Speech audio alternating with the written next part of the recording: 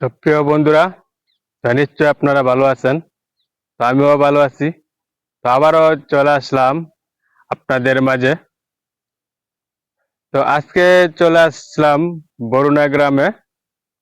তো যতটুকু সম্ভব তো আপনাদের অল্প সময়ের মধ্যে বরুণা গ্রামের কিছু সুন্দর অংশ আপনাদের দেখানোর চেষ্টা করব।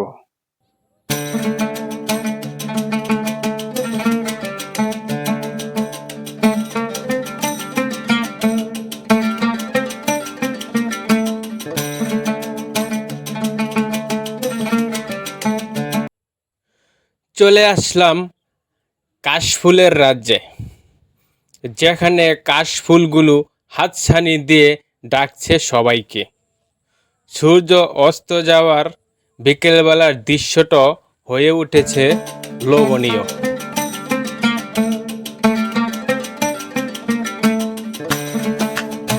সারাদিন মাছ ধরে এই গ্রামের বয়স্ক লোক এখন ব্যস্ত জাল পরিষ্কার করার কাজে। তিনি আমাকে বলেছেন যে যতটুকু মাছ পাই এতে আমি অনেক খুশি। আমি মাছগুলো বিক্রিও করতে পারি, আবার আমার পরিবারের জন্য অনেকটা মাছ রেখে দেই। তিনি অনেক খুশি এবং তিনি মাছ বিক্রি করে 500 টাকা রোজগার করতে পারে প্রতিদিন। তো এগুলো গ্রামের মানুষের একটা সহজাত পেশা। আর এখানে খেজুর গাছ, তার পাশেই আছে সুন্দর একটা পুকুর। পানিটা যেন টলমল করতেছে, অসম্ভব সুন্দর, দৃষ্টিনন্দন এবং চোখ জুড়ানো। যে কেউ দেখলে বারবার আসতে চাইবে। তো প্রিয় বন্ধুরা, তো গ্রাম অঞ্চলে ঘুরতে কিন্তু আমার খুবই ভালো লাগে। তো যেখানে দেখতেছেন এই যে একটা বিশাল বড় একটা পুকুর এখানে আপনারা লক্ষ্য করতেছেন। তো এই গ্রাম অঞ্চল, আমি সবসময় গ্রামকে খুবই ভালোবাসি। তো আমার চোখে ধরা পড়ল খুবই সুন্দর এবং দৃষ্টিনন্দন গর্জিয়াস একটা বাড়ি। আজকে আমি এই বাড়িটা খুব আগ্রহের সাথে দেখার চেষ্টা করব। বাড়ির গেট এবং বাড়ির ভিতরে কি অবস্থা সেগুলো আমি দেখব এবং আপনাদেরও দেখাবো। তো এটা হচ্ছে মূলত বাড়ির গেট, মেন গেট। আর আগে যেটা দেখছেন সেটা হচ্ছে দ্বিতীয় গেট। তো বন্ধুরা, আমি এখন বাড়ির ভিতরে প্রবেশ করতেছি। তো প্রবেশ করে দেখলাম যে মাটির তৈরি একটি আগের বাড়ি, অনেক পুরনো বাড়ি, মাটির তৈরি। তো এর সামনেই আছে ফুলের গাছ, থোকায় থোকায় ধরে আছে ফুল, খুবই সুন্দর এবং আকর্ষণীয়।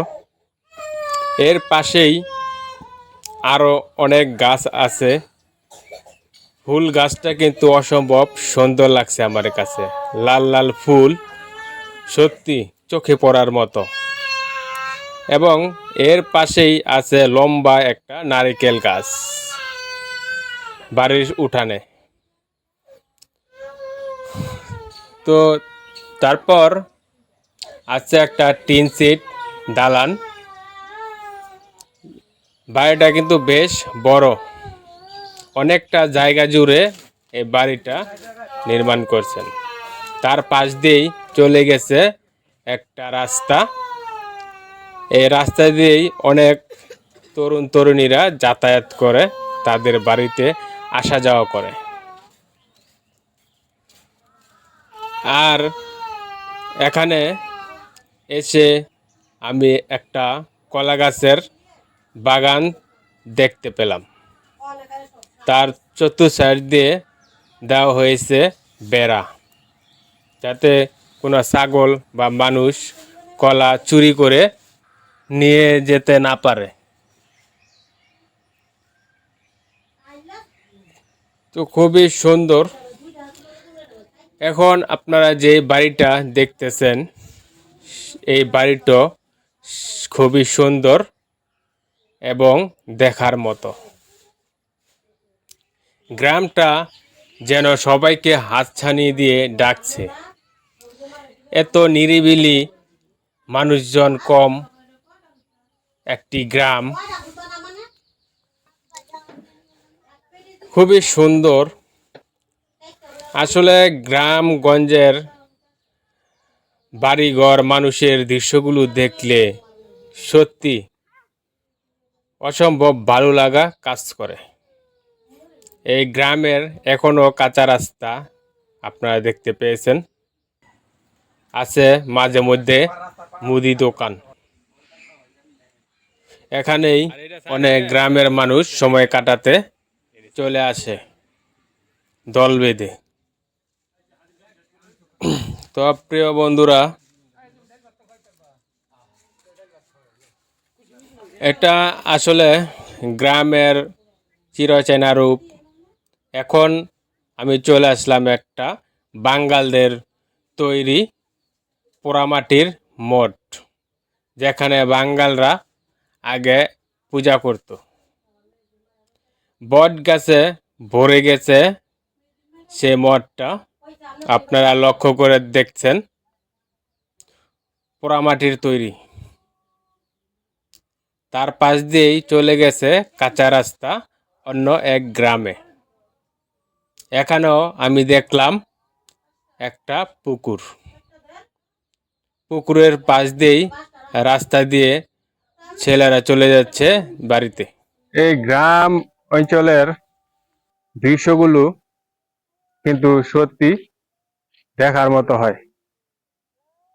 সবসময় আমাকে গ্রামের রূপ, সৌন্দর্য এবং মানুষের জীবন, প্রাকৃতি সব সময় আমাকে কাছে টানে।